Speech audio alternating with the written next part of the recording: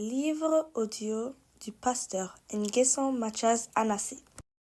La terre du Vitréolum. Introduction, première partie. Je me pose une question. Après la vie que Dieu m'a donnée gracieusement, en termes d'urgence, qu'est-ce qui est plus important? Car la Bible dit, en Matthieu 6, verset 21, « Car là où est ton trésor, là aussi sera ton cœur. »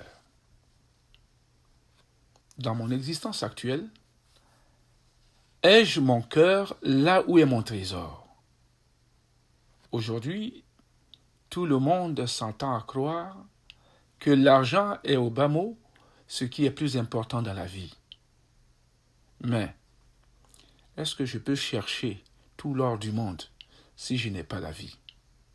Non, me diras-tu. La vie est donc plus importante que tout l'or du monde. Mais, est-ce que je peux chercher la santé si je n'ai pas la vie? Non, encore une fois, me diras-tu. La vie est donc plus importante que la santé. Si la vie est donc plus importante que la richesse et la santé, elle se met alors en tête des listes des choses les plus importantes. Mais en dehors de la vie, qu'est-ce qui vient en deuxième position entre la richesse et la santé? Alors, premièrement, si tu me réponds que la richesse est d'égale importance à la santé, qu'est-ce que ça veut dire? Ça veut dire, si je dépense toute ma richesse pour avoir la santé, même si je ne dois pas vivre longtemps, ça me va.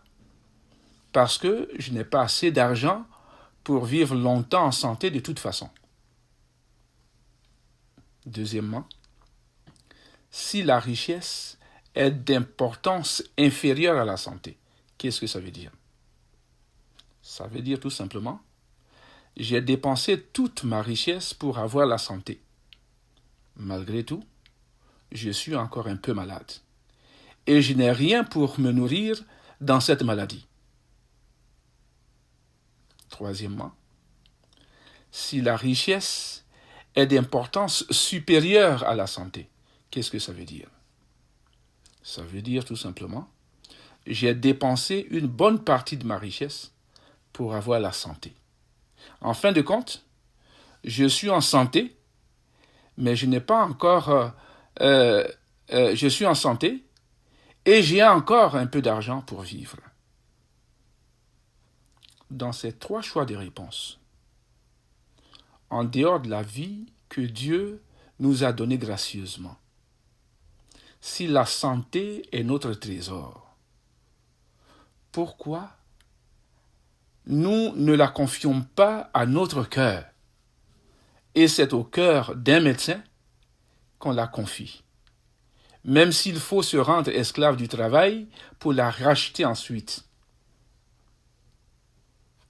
Ou pourquoi ne pas alors tout simplement garder sa santé et se libérer de la servitude du travail? Mon livre que je m'apprête à vous lire traite de cette question, au plan physique, au plan psychique et au plan spirituel.